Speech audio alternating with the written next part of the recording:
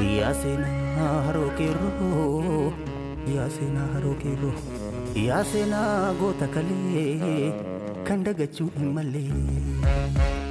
Beekan beekaa olii Oromoodha. Wallaalaan wallaalaa gadi Minilik qeerroo nageessoo bara 1853 hamma bara 1899tti. Shaati barruu bara gosaa fi gosti waliisaa fi eenyummaa isaa wallaale wal waraanaa ture keessatti goota cimaa ture. Nan raawwadhaa waan jedhani raawwata.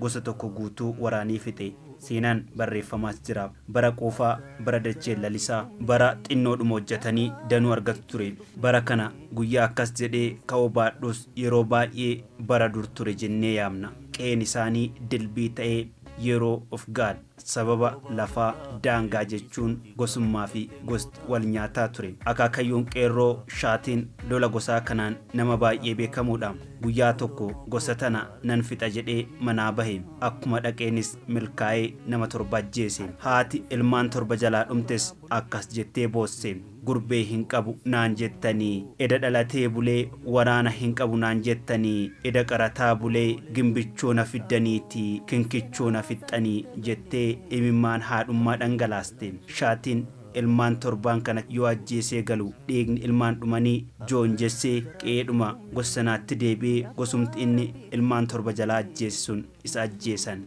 Seenaa qeerroo yaa ilaallu. Dogoggoraan gosaa fi gosti wal waraanus onneedhaan goota akkasiitu jira. Qeerroonis gaafa dhalatu ijuma isaatu goota barbadaa ta'uu beeksisa.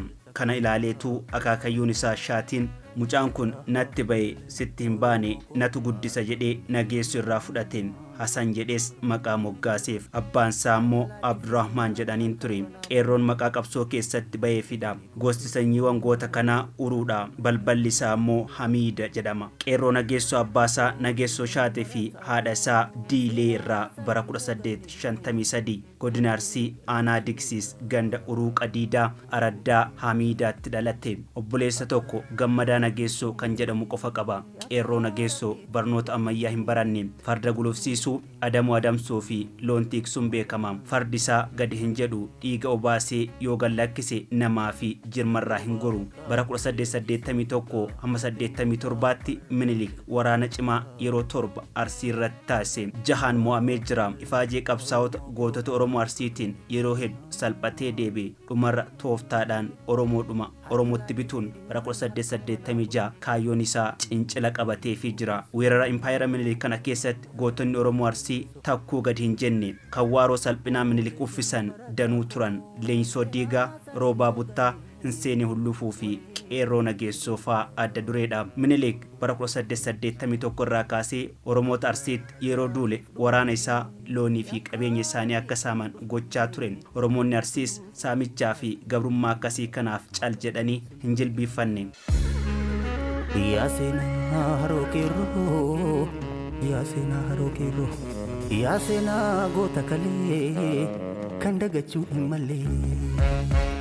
Yeroo kana gootichi qeerroo nageessoo hiriyoota isaa Itookimoo, Duulee Barruu, Waaqoo, Hillatoo, Namoo Gandoo, Xooree Xoxxobaa, Awusoo Aansiiroo, Dhaddacha Fincilaa fi kan kana fakkaatan ta'anii wal gurmeessuun weerara Minilik kana fuuldura dhaabbatan. Loon isaanis akka hin saamamne ofirraa dhorkan. Minilikis waraananii ari'an. Akkuma beekamu lolli Arsirratti geggeeffame baay'een isaa Minilik matuma isaatiin durfama. Akka manguddoonni naannoo dhalata qeerroo himanitti qeerroo fi hiriyoonni isaa Minilik waraana Arsii baasanii moojoon ga'an. Minilikis moojoo ga'u namicha saba Oromoo ta'e abbaa magaal jedhamutti dhufe ani Oromoodha, Oromoon Arsii na ajjeesuuf jiru, na oolchi na baasi jedhee abbaa magaal irraa farda magaal jedhamu fudhatee ittiin dheessee ba'ee jedhu.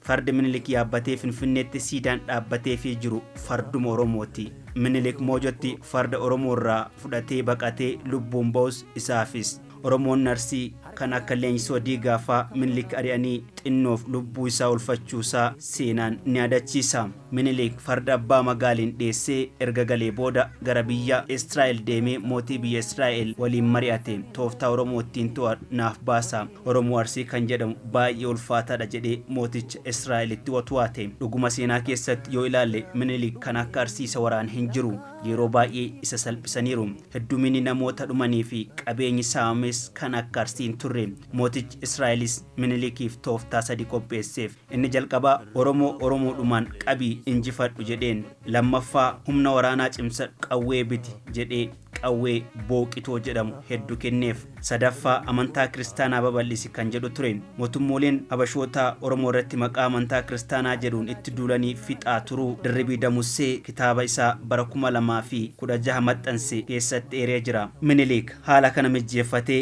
meeshaa waraanaas erga cimsatee booda xiiqiin haloo ba'uuf Oromoota Arsiitti deebi'e. Karaa baatuu fi bishaan gurraachaan seene naannawa sallaan bahee booruu lukkuu qabatee gaara Cilaaloo yeroo gahu waraanni Minilik humna cimsatee lola guddaa eegaleen. Lola aanaa Suudee injifannoo gubbatti ta'een Oromootni Arsii baay'ee miidhaman. Iddoo kanatti lola cimaa booda Arsii hanga cabsanii erga jedhan booda gara ganda Uruu Qadiidaatti iddoo dhaloota qeerroo nageessoo dhufan. Tulluu Qadiidaa gubbaatti ol ba'anii dunkaana dhaabbatan. Tulluu kanarra qabachuun isaanii naannoo hunda salphatti to'achuu akka danda'aniif ture. Tulluun Qadiidaa kun haroo lakkuu irraa gara oliitti argamti. Waraanni Minilik Raas Daargeen hoogganamu yeroo lammaffaatti tulluu kana qabate. Gootonni hedduun cichanii loluun diina isaanii irratti miidhaa guddaa geessisuun gootummaa isaanii erga itti argisiisanii booda meeshaa waraanaa ammayyaan dadhabsiisan. Oromoonni Arsii yeroo kana gaalloo, xiyyaa, eeboo fi fardaan waraanu ture. Qeerroo nageessoo qofti hiriyoota isaa osoo hin dabalatin loltoota Minilik 9 ajjeese. Waraanni ergama Minilikiin tulluu Qadiidaa qubate kun amma akka fedhetti socho'ee galee uummatas dararuu fi saamuu jalqabe. Odeeffannoo hunda guurratee waan dhufeef kaayyoon isaa adda dureen gootota ciccimoo ta'an kan isaa gadi hin jenne keessaa funaanee fixuu ture. Namoota 3 Minilik waraananii asii ari'an nuuf kennaa, maqaa isaanis qabna, isin namoonni kennitan aangoo isiniif kennina. Baran baraas taatu jechuun hawaasa ka'ee fi taa'ii dhorgan. Hawaasni didee fincilus meeshaa waraanaa ammayyaa isaan laaffise. Maqaa gootota 3 Minilik Raas Daargeef kennee jira. Raas Daargenis magaalaa Siree gubbaa iddoo Shoorim Sharee jedhamu gaafa qubate. Maqaa gootota kana 3 waraana isaaf kennee of eeggannoo guddaa akka taasisanitti hime.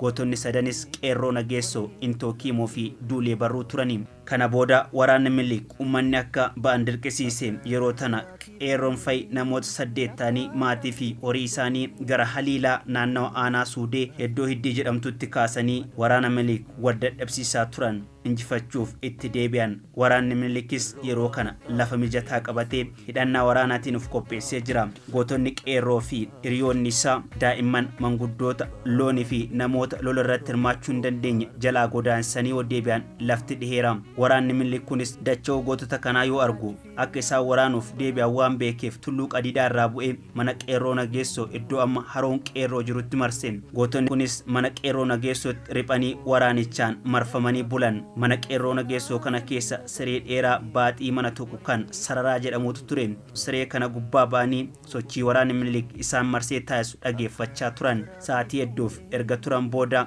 goonni onnee si'oomse Fatoo Cannaqaa jedhamu utaalee waraana kanatti gadi ba'e. Waraanni Minilik mana marsee jirus arganne jedhanii gammaduun Fatoo qabatanii dabareetti wal furanii gaafiin joonjessan. Eenyutu mana keessa jira? Maal faa qabdu? Waraana cimaa qabdu? Fatoonis qeerroon fa'i mana keessa akka jiran himuuf dirqame. Waraanichi Minilik mana marsee jiru qeerroon mana keessa jiraachuu dhagahu nu darbuu hin qabu, kun carraa gaariidha jechuun mana irratti diddiiguu jalqaban. Sararra dhaabbatanii qeerroo ajjeesuuf yaalii guddaa taasisan. Gootichi sabaa qeerransi ilma Oromoo qeerroon garuu takkaa lamaan isaan lakkaa'ee waraana Minilik 9 lafaa guure. Kan kurnaffaas mana keessaa utaalee itti gadi ba'e.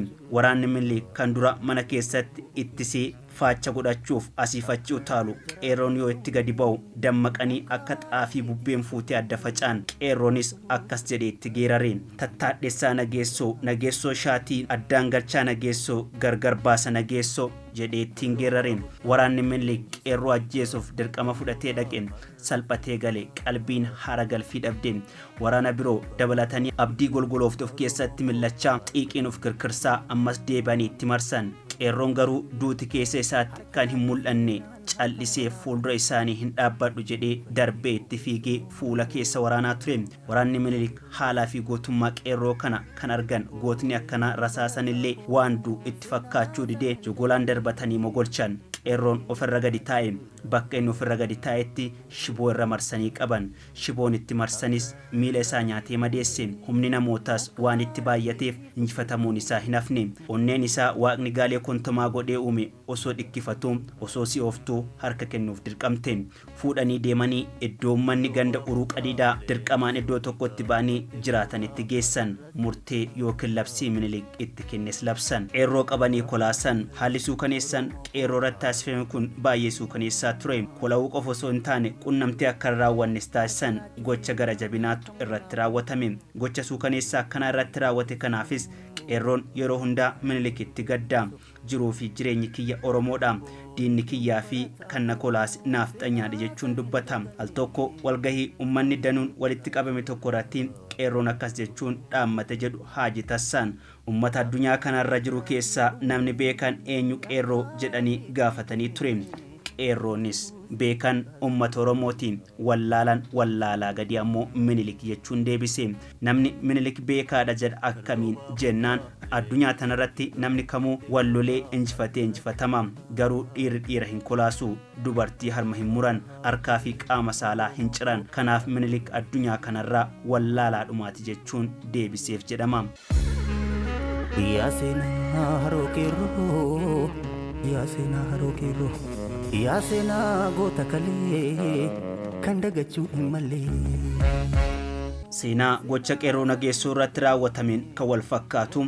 Qeerroo nageessoo erga kolaasanii booda dhiirota hedduu harka muranii, dubartoota harma muranii. Gochaan kun bara 1883 ganda uruu qadiidaa irratti taasifame. Inni aanol irratti ta'e immoo isa lammataatiin. Kana erga taasisanii booda labsii nutti bulaa, nu gabbaraa, lafti keenya jedhu labsan. Alaabaa Minilik gaaficha qadiidaa irratti fannisan. Aanolee irratti ta'e isa kanarraa baratame. Harmaa fi harka muraan fuudhanii akka uummanni irraa baratuuf, akka sodaatuuf, akka isaan loluu dhiisuuf jecha haroo dhugaatii uummanni naannawa san jiru dhuguu irratti fannisaniin. Dhiigni ilmaan Oromoo harkaa fi harmi muramus haroo sana guute. Bara sirna bulchiinsa Minilik gochaa suukaneessaa akkasiitu ture. Seenaa tortoraa gochaa ammeenya kana fakkaatu arguu fi dhagahuu caalaa wanti nama jibbisiisu hin jiru. Uummanni Oromoo madaa godaannisa hagas ga'u baatee funneedhaan dhikkifachaa ilkaan hidhii nyaachaa jiraataa ture. Seenaa yoomuu keessa namaatii hin baanee fi hin dagatamnedha. Osoo hin beekin onneen madoofti dhukkubsatti. Gochaan kana fakkaatu erga ta'e booda uummanni ganda uruu qadiidaa yaa'ee wal yaasee mari'ate. Maarree diinni nu nyaate, nu salphise, lollees kolaafamne, kolaafamurra darbee harkaa fi harmas ciramne. Amma immoo haroo dhugnutti dhiiga Oromtichaa jigsanii. Akkamiin dhiiga goototaa, dhiiga Oromootaa dhugna jechuun mari'atanii. Kanaaf dhiigni Oromootaa kan itti jige haroo tana hin dhugne jechuun cinaadhuma haroo dhiigni itti jigeetti haroo biraa qotatanii haroo lakkuu jedhanis maqaa moggaasanii. Kunis harka lamaatu murame, harma lamaatu murame kan jedhu ibsa. Haroo lakkuu kana keessa inni dhiigni Oromtichaa itti jige hangarraatti hin dhugamu. Isa cinaatti kan qotame sanatu dhugama. Barri baraan darbee gochaaleen erga raawwatamanii waggaa 8 ta'e. Soorata malee lubbuun hin turtu waan ta'eef kanneen harka bitaa muraman harka mirgaan lafa qotachaa, kanneen harka mirgaa muraman harka bitaan shoggorachaa. Kan gocha hamaa kanarraa hafuu dadhabes gara fuula Rabbii deebi'ee waggaan kun lakkaame. Qeerroo nageessoo dhalan godhadhu hin jedhu haala kanaan jiraataa ture. Ta'us uummanni uruu qadiidaa haalli qeerroo kun keessa isaanii baay'ee waan madeesseef dhagaanii wal dhageessisan, labsii dabarsan, dachii haroo qeerroo irratti wal gahan. Kootu dhufees walitti fudhatan. Seera arsii dubbii dhibdee marii fi jaarsummaa itti adeemsifanidha. Meeyaa mootii sabaa, ati saba bal'aa kanaaf jettee ilma dhabde, ati uummata kee kanaaf jettee qaama hir'atte. Mee bara baraan waan ittiin akka abbaa ilmaatti yaamamtu yaadatamtu maal siif haa goonu? Siidaa siif dhaabnu, baargamoo siif dhaabnu moo maali fedhiin kan kee? Maalin maqaa kee dhoofsisaa dhalaa dhalootaatti dabarsina jedhanii uummanni ganda uruu qadiidaa gaafatanii. Qeerroonis deebisee yaa uummata koo, ani uummata koo akkas na jaallatuu fi naaf yaaduuf qaama koo walakkaa miti, lubbuu koollee yoon kenne na hin yaaddessu. Garuu na yaadachuu barbaaddan baargamoo yookiin siidaa naaf dhaabu miti. Baargamoon ni jigaa, ni gogaa, siidaanis dhagaarraa ijaarama. Kanaaf ni kufaa, kan hin kufne kan hin jigne kan dhaloota koos fayyadu dheebotaa kan dheebuu baasee anas maqaa koo tursiisu haroon qotadha haroo naaf qotaa ummanni dheebotan koo ittiin naafaa jiraatu jedhe. Hawaasni ganda kanaas abboomii fi fedhii qeerroo eeguudhaan qeerroo waliin ta'uun haroo qotaniin egaa haroo qonneerraa kunoo maqaa maalitti siif moggaasna jedhaniin innis maal filattan jedhee gaafate. Abbaa Duulaa goota Oromoo hedduu waamanii qeerroon garuu ani kana hunda hin fedhu ofii koo moggaafadha jedhee didee tole jedhaniin. Ani fuudha jala gaheen osoo hin fuudhin qeerrummaa kootiin hafe qeerrummaa kootiin kulaafame qeerroon boru lafaa dhufu dhaloonni kun ittiin of baruu qaba kanaaf haroo qeerroo jedhee moggaafadha jechuun moggaafate.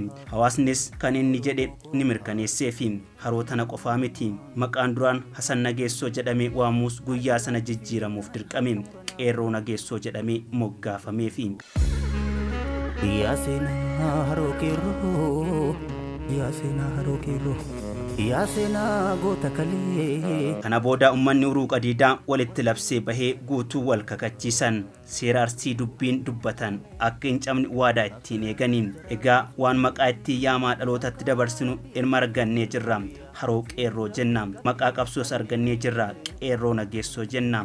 Tan seera tana dabsee tan seera tana cabsee namni maqaa qeerroo dhiisee Hasanii yookiin Abdurrahmaan yaame namni haroo kanas haroo qeerroo jedhee hin waamne ilmi isaa hin dhalatin dhalatus hin guddatin jedhanii abaaranii. Akkuma jedhame tarsiimoo fi hawwiin isaanii galma ga'ee fi har'a kana hanga jaarraa tokkoof walakkaatti qotti maqaa kanaan haroo qeerroo Nageessoo jedhamee yaamamaa jira. Mannis dhugee dheebuu ba'aa jira. Yeroo ammaa siidaan iddoo kanarratti ijaarameefii jira.